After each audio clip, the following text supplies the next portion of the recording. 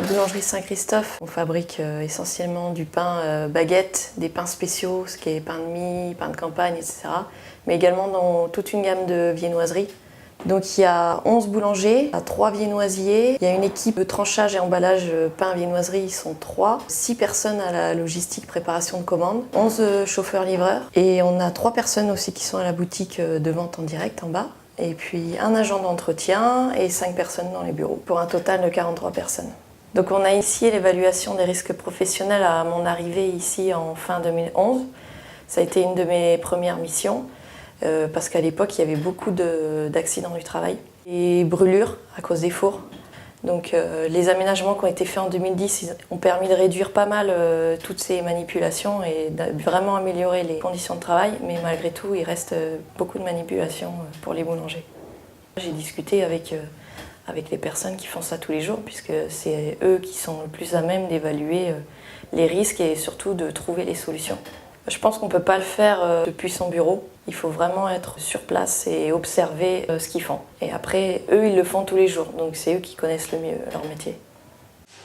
Ici, c'est quand même assez artisanal, donc, et puis on voit qu'au niveau du travail, c'est moins physique. Ce qu'on a fait, c'est essentiellement sur les risques de chute, parce que c'est vrai que si c'est mouillé par terre avec la farine, ça peut vite être glissant. Donc on voit qu'ils sont tous équipés avec des chaussures spéciales de cuisine antidérapantes. Deux silos à farine qui font 10 et 11 tonnes. En fait, l'extraction se fait par cette vis sans fin.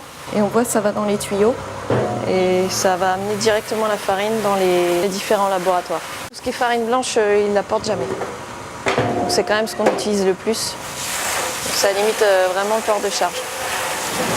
La fameuse balance, avec l'arrivée d'eau et de farine directement des silos et des refroidisseurs. Ça tombe dans la cuve à pétrin.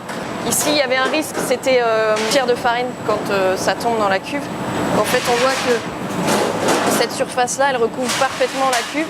Donc l'espace entre la cuve et le haut de la balance, c'est ça. Donc ça limite vraiment les poussières. On a fait aussi rajouter des arrêts d'urgence pour le fioul. Donc si jamais il y a un souci, qu'on puisse arrêter l'arrivée de fioul sur les fours très rapidement. Dans l'évaluation des risques, il y avait cette zone et on va refaire une autre rampe avec un matériau antidérapant et avec une pente plus douce pour que le roulement des chariots soit plus facile. Ici, il y a quand même beaucoup de métiers différents, beaucoup de phases de travail différentes. Mais il faut vraiment commencer par un lieu et puis finir cette partie-là pour en entamer une autre. Il ne faut pas partir dans tous les sens, sinon je pense qu'on s'y perd. Pour les solutions, essentiellement, c'est vrai qu'il y aurait beaucoup de choses à faire, on ne peut pas tout faire. Donc il faut sélectionner d'abord les plus simples. Et puis ensuite, tout ce qui demande de faire des investissements, il faut les budgéter et puis petit à petit, on avance. Donc tous les ans, on a un budget qui est dégagé pour améliorer les conditions de travail ici. Les effets bénéfiques, c'est simple, c'est que depuis qu'on a mis en place, le nombre d'arrêts d'accidents du travail a fortement diminué.